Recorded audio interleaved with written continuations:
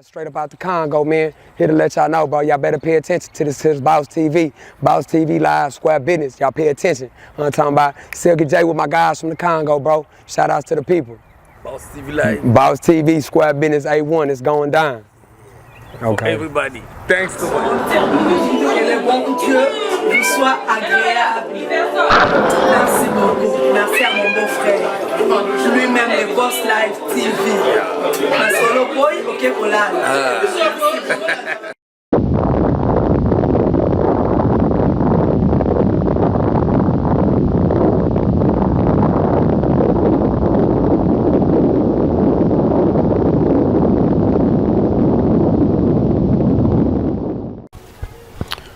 Voilà, chers amis internautes et chers amis du Boss TV Live. Comme j'ai toujours l'habitude de vous dire que cette chaîne est suivie de tout le monde. Cette chaîne, toujours continue toujours un bon nombre de chemins à Bissau. Donc, Léona et c'est trop. On a pas l'un, Koyamba. On a bien eu moto la boigne.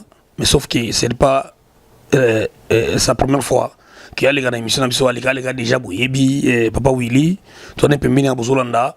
À toi, chers amis, dans l'émission Alelo, on a bien pour ça dans la réflexion. Tout le monde est banda wapi. Et puis, pasteur, uta wapi. Et toi, nous avons la religion na liboso. Parce qu'il y a ça, on a boigné. Il y a plein de temps, il y a un temps, il y a aucun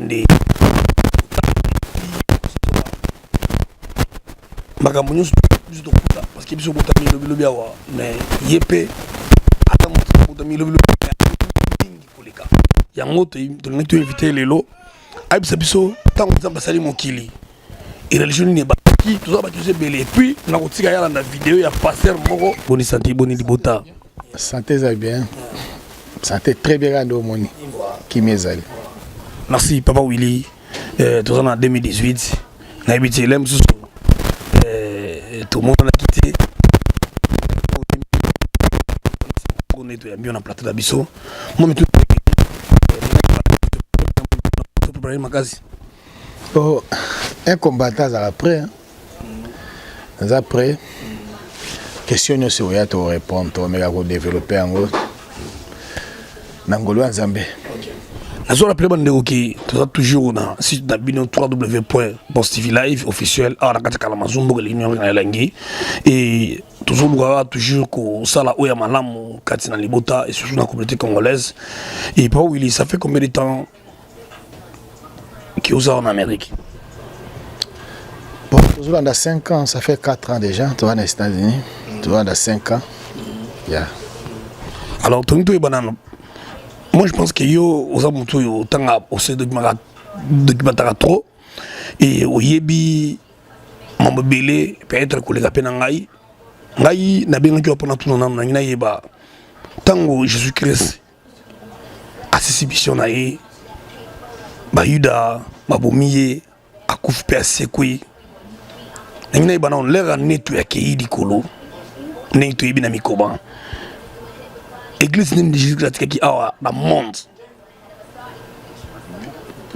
Donc, l'église de Jésus-Christ dans le monde, et puis, tu es normalement vraiment, tu es quoi. Yeah, bon, Jésus a tiki église. C'est vrai, Jésus a coutaki d'abord l'église. Il faut te expliquer. Jésus a coutaki na kati ya Israël, a coutaki judaïsme, église na bango ba Yuda.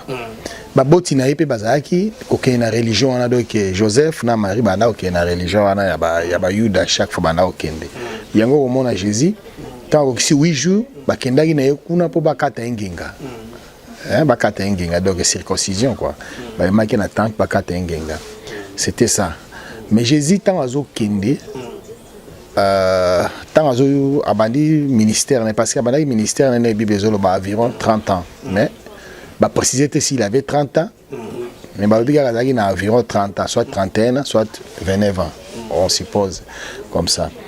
Alors, sur le tangi na Matthieu, au tangi na Matthieu 16, au moment où on a dit na 16, verset 16, car au moment où on a Pierre, si cette pierre je bâtirai, tant si tous les sous nengai bazolo banga na zanani bapesaki bakombe ebele bamso Jean Baptiste bamso Élie bamso moko basakoli alors Pierre ekoloba ozali mwana ya nzambe ya likolo alobi ezali mai na makila te nde epesi yano kasi ezali tata nango likolo nde apesi yano nde ayebisi Pierre oza mutu esengo ayebisi Pierre sur cette pierre je bâtirai mon église. Il n'a pas dit alobaki na Pierre oya mutu te mais alobaki na libango ezalaki esprit alobi na Pierre ya mutu ke oya libanga ya sur cette pierre je bâtirai mon église. Libanga wana o Jésus azo présenter biso eza lokola mayele akobati Ecclesia na ye likolo ya mayele ya mayele donc c'est ça. Merci. Tika église boy qui a tika église mo apesi kombo il y en a pas. Ok, merci Bolandi. Réponse par Willy. Alobi Jésus-Christ atikaki Olbi, on rappelle Batobi, Lubanga Pierre. Il y a si cette pierre je bâtirai mon église. Donc na rotonga Ecclesia nanga likolo ya libanga. Libanga on a connaissance ya libanga physique te. Bon on a Bato bayebi qui est peut-être catholique, tout protestant, des amis de l'église à Liboso. Est-ce que vous avez moins idée par rapport à Bato Alba qui est catholique et protestant, des amis de l'église à Liboso dans le monde? Dans le monde de l'église à Liboso, il y a l'hindouisme. Il y a la religion qui existait 800 ans avant même la religion juive. Ça existait avant 800 ans et puis après l'hindouisme et tout ça le bouddhisme. De Bouddha tango Siddhartha Gautama botami azaki na famille ya ba hindouiste ayo éveil na ya amour du prochain. Il a prononcé le mot la phrase amour du prochain 500 ans avant la naissance de Jésus-Christ. Donc amour du prochain Jésus physiquement akuti yango Bouddha sa banda oteya bato to linga na biso na biso. Donc première religion ba pesa ki pena livre na bango to bengi yango Veda. Premier livre aux ambazo révélé par ya ba hindouiste. Alors soto yé na ndenge to ke na christianisme, ça c'est vrai. La première religion il y a christianisme et catholique. Catholique ndé na christianisme ça religion ya liboso ya ba Christ. Il y a christianisme. Parce que Jésus a tika pe christianisme était, a tika te bossa l'église, il y a pas chrétien non. Jésus a le bikaka, allez faites toutes les nations des disciples, les baptisons au nom du Père, du Fils et du Saint-Esprit. De beaucoup nous ça là ba tunion so ba la ba yekoli. Ba nation non so ba comment ba yekoli, ba yekola. Yesu ndo mona Paul azoloba, soyez mes imitateurs comme moi je le suis de Christ. Donc bon mekolanga lokolanga na mekoli Christ. Comme que la Christ ezaka ko sala malamu ko tika mabe, c'est ça l'essentiel. Soit bi catholique, na christianisme la première religion oui parce que bangonde ba colonisaki Israël, Jésus en vie. Les Romains ba coloniser Israël. Là Jésus a kufi na ndenga sepi na ndenga mati. 70 ans après mort à Jésus, ba Romains ba bundaki na ba juif. Quand ba bundaki ba juif ba signaki ba makasi, ba bundaki moyen te. Ils ont dépouillé le temple à Jérusalem. Il y a des papéries, parchemin. À Rome, à Rome, la concile de Nicée, na l'an 200, ndé ba yeko sangisa, ba yeko sa la biso ba mikanda au moni bato bengi Bible. Avant ils avaient qui Bible, te mikanda ils avaient un peu ba papier ka ba parchemin, ba comme ça aussi ko Bible, ndo mona Bible wana. Nyango to bona ba benga elani L'église catholique comme maison mère par rapport à qui yende a sangisa ki ba mikanda wana. Chers amis de Boss TV, na pesimo na game tisho kana pesimo da spak ambo evel panadio un contrat au Mansarangai, faisant dit qu'à ça, Jojo Itombola, Nakisa Tombola, Mamouti Namino Yangwana, Tobanimbula Sika, donc on continue toujours dans la question de Papa Willy, Yazamutuna Boigna, et Papa Willy, on le vit bien, Église catholique, na christianisme, on est battu Liboso. Bon, si Koyo n'était pas là, toujours en Afrique, il parle sur le Congo, Église de réveil, Nana Liboso. Bon, Église de réveil. Surtout le 8 à l'église de réveil, moto Liboso l'église de réveil. C'est là batoune balobaka, aidi na bala. Mais non, ce n'est pas ça. L'église de réveil botamga une église catholique. Na banu toi bana miki na bané 75 76. Il y a un mouvement catholique à Salaka pour na pesa batu gouya prière.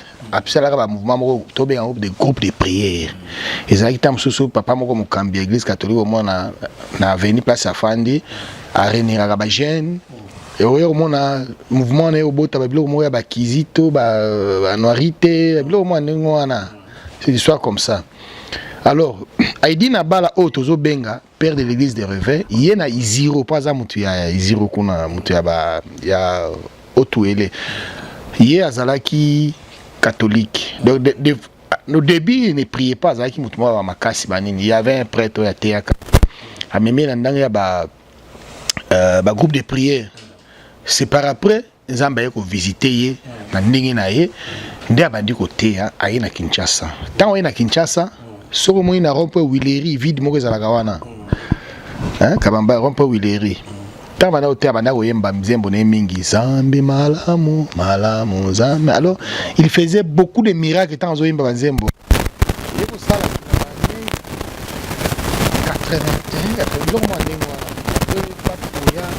Il y a un Américain qui est au Congo, Telosbon.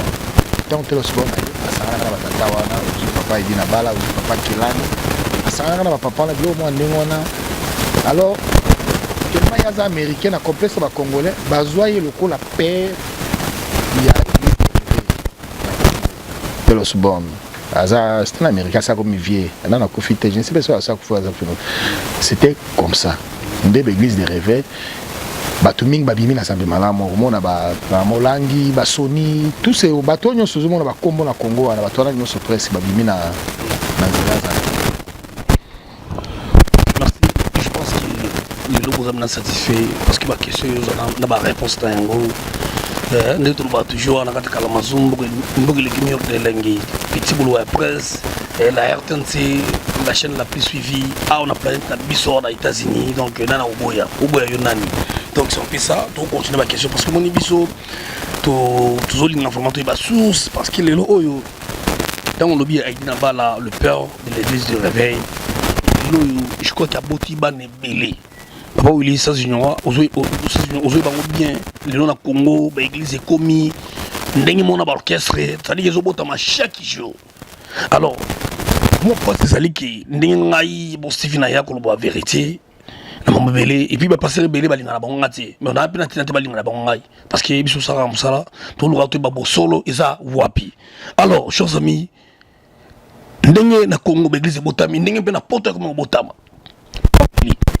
est-ce que passer ya solo na passer à l'autre to ko ba ndenge nini? Bon, c'est facile ba passer ya solo. Na pasteur le côté c'est très facile ya nango pour il était au sala magie pour y babango pasteur aza ko la batu parole de Dieu boye baga à travers parce qu'il y a des pasteurs à nanda ils ne prêchent pas la parole. Tu vois, pasteur mon Rock Island on a un grand sorcier il y a soit nanda bandimi aye un pasteur mais sorcier congolais azuma batu fort il faut akarama kutu namna okangisa oh donc on a découvert. Comment tu vois Azaro Kailandida na Illinois? Il y a belé. Moi j'ai été empoisonné 2 fois par ces pasteurs là. Azaki mamba excès de gomme à Rwandais. Azawa oui, j'étais pas émission dans Goleka. Il y a d'autres bateaux à Rock Island on a bangwana na GBS. On va vous parler. Il y a 3 innocents qui ont fait un accident. Mon quoi, où na Rock Island n'est pas naé. À ça, il y a un accident. 3 Congolais qui jouent en 2015, quoi. Si il y a un moment. Ou accident seulement qui. Oui, ça m'a dit. C'est le passé qui l'a dit. Aboma, à Kana Moutouma, au Kabé, à Wanaboma. Oui. C'était l'année 2016, je pense. 2016.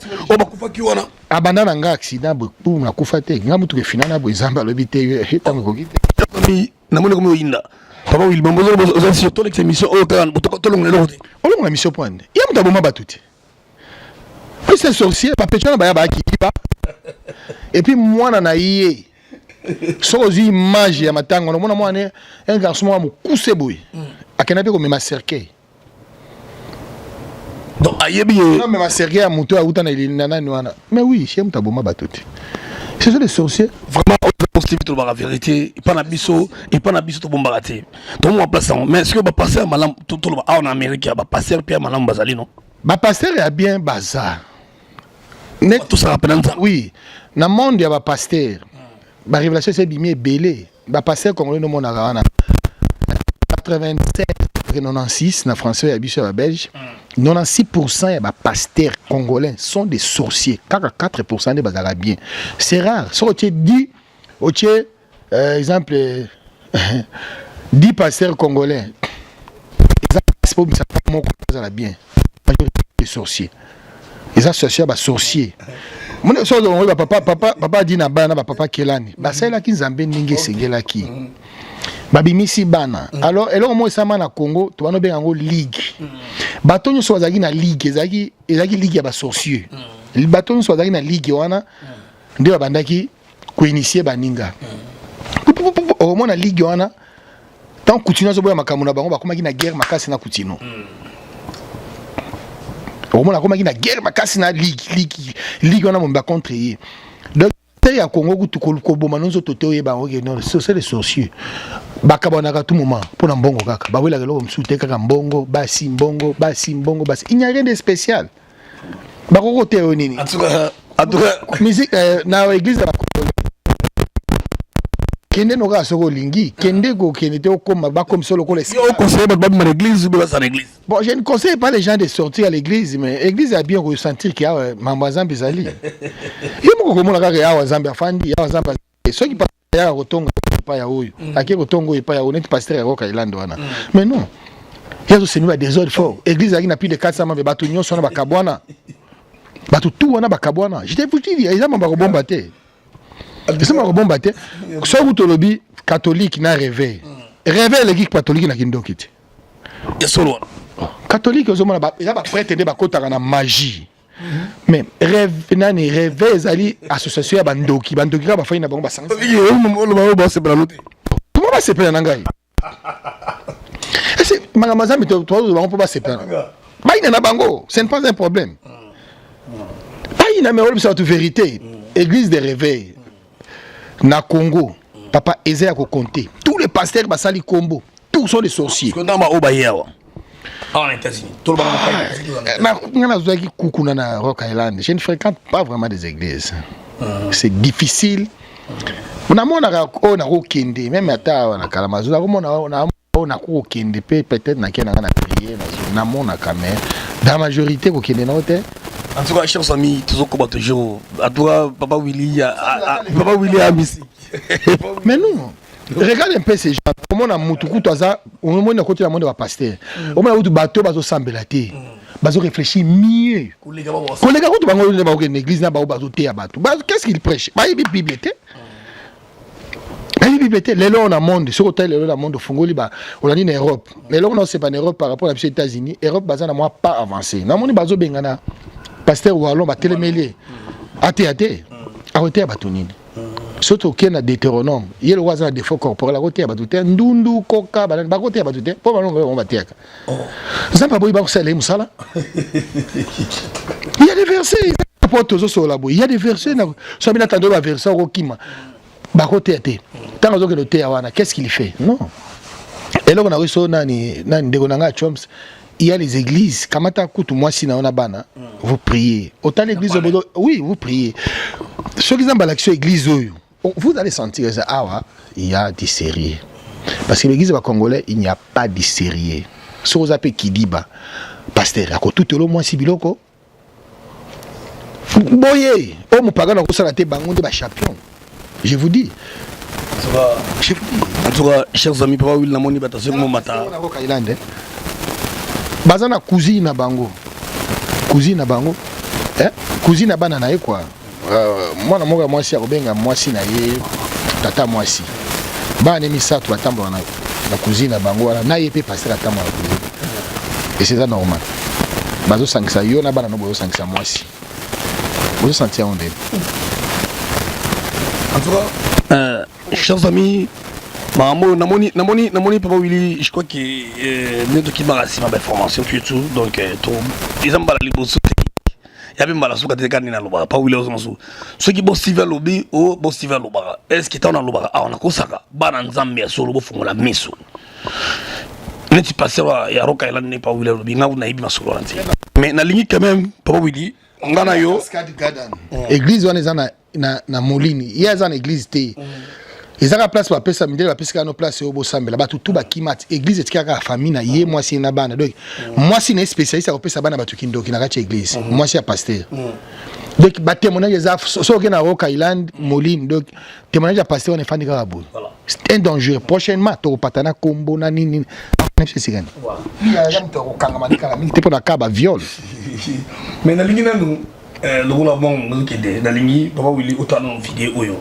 la relation na lingi te batala dans ce qui excusez dans ce qui ce côté numéro na WhatsApp na tinde la vidéo parce que moi tous la bande na batala la télévision bande batala la YouTube donc tu jamais ko tchabilo a bon té mais na lingi na qui papa Willy pour mbala liboso na bandeko bozango na qui papa Willy amona bon tozon parce que c'est un passé aussi que moi je connais très bien et wazaki même voisin na ngai na niveau ya Illinois bato baby na ta na Illinois na pas un voisin pasteur wana et celle na somo ko banga ko mona pasteur o écoute pesanga ba papier comme ba benga onini ba invitation na kabole la batu et ce côté na parlé de mon appena photo accord pastoral et un pasteur que tout le monde le respecte et ba ibisanga kutu ba congolais o basumi ndaku na galès suki da Illinois yo ndaku nzambe na Illinois yepa aza fait partie na kati ya pasteur wana to benga parce que ils ont ndaku ya nzambe te comme ndaku masumu ndaku masumu vraiment parce que pour pasteur moko na bino vraiment na za tate probably tano l'image oyo dati lota ota image oyo zela ta image oti na suka comme ça on a yo ta image papa Willy ota la yango ota la pasteur wana na ati ota communauté pour na fulaye un pasteur yowana au pasteur penza pasteur yowana tama bossa na douche na ye na ibite so imosi na zaki wapi ozomona pasteur c'est quoi ça en face na ye azana mosi soki na téléphone na ibite so na ordinateur na ye kuna mosi sa longoli bilamba ye pe da douche na ye da douche na ye ta longoli lunette la longoli lunette la longoli na polo a commis pena donc un pasteur aïb sa batuke yeso za bien to tika masumu tout ça la bonne mettre ba muya osala un pasteur azana Illinois et voilà un pasteur au monde surtout lobby autre ba mais c'est pasteur camerounais o ya la société na ba congolais bino ba ndeko bo someli nzambe ndako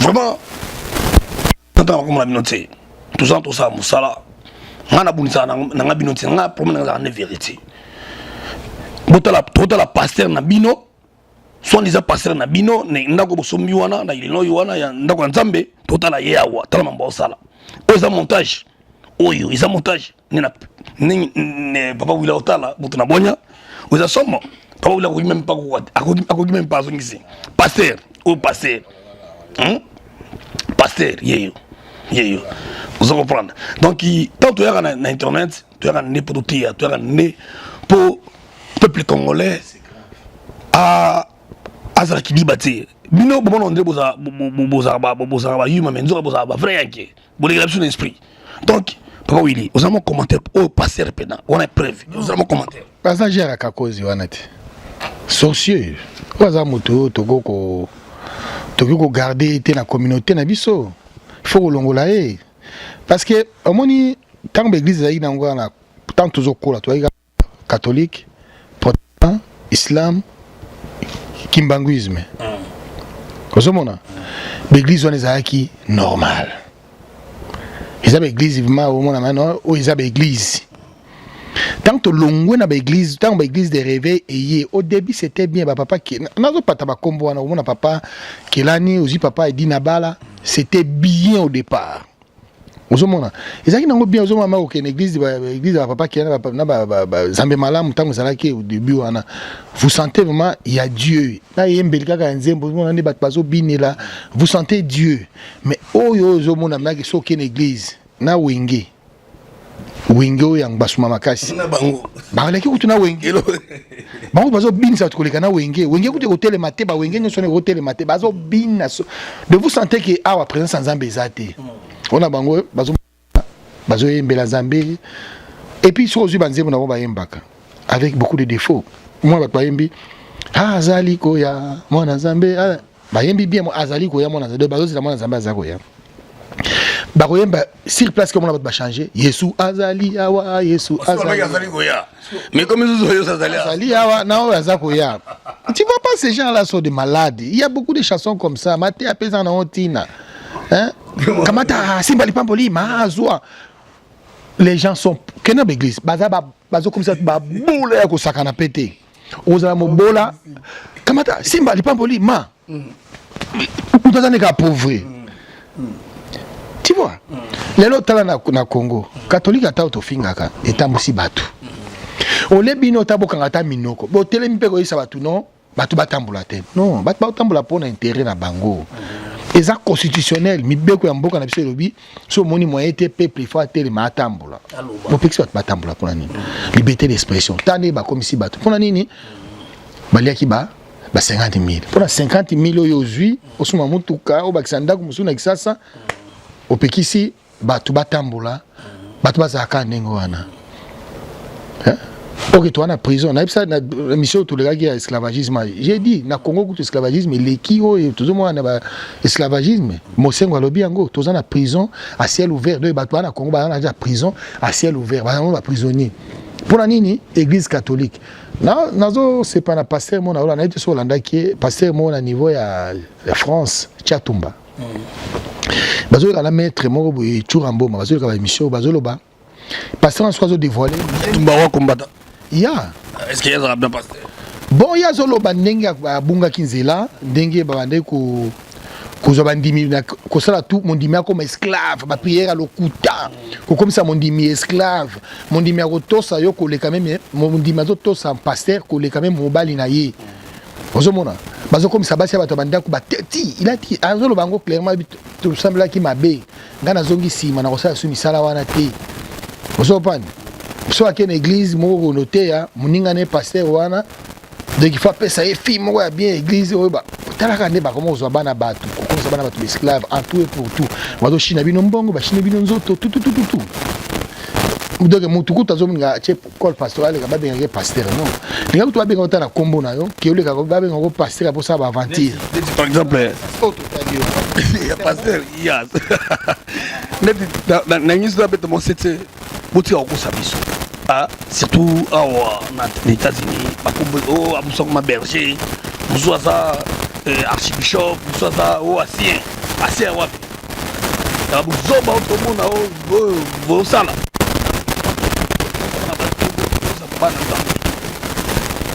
nega oloba Yesu yazali koya mona nzambe na sena mona nzambe ayakaka ko pala makambo ni bulekisi chers amis na pesi moto na mon caméraman magique bo fisene Bivers a chomé a aussi ma caméra et mode sous d'assistant à Iverson Star a chomé AP Germion parce qu'on a toujours tout continuer malem to ba idea qui c'est pas kambo to ba idea qui masolo o ma minene ti kala mingi to na Congo wana to le kana Ayrton C o ya munene sous da Congo pour qui était ça ba to qui Boss TV live la chaîne à danger et puis masolo de continuer sous ya minene en tout cas bo ça toujours scotché branché na pesi no tout mbote Hervé Lupanadio, on a pesi comment anniversaire la suite anniversaire na Negolanga Vadi Wachenia Wayambanga pe na Mbogo yo na ba suite anniversaire na suite pe anniversaire na maman Angèle Mbombo Mulinga na niveau à Texas na Dallas petit na 12 chimanga na bosaniote donc toujours comme pena ben ya suka ya émission na biso qu'on a parce que papa Willy na zabu itozaka ni ana kala mazumbo que l'ignorance na lengi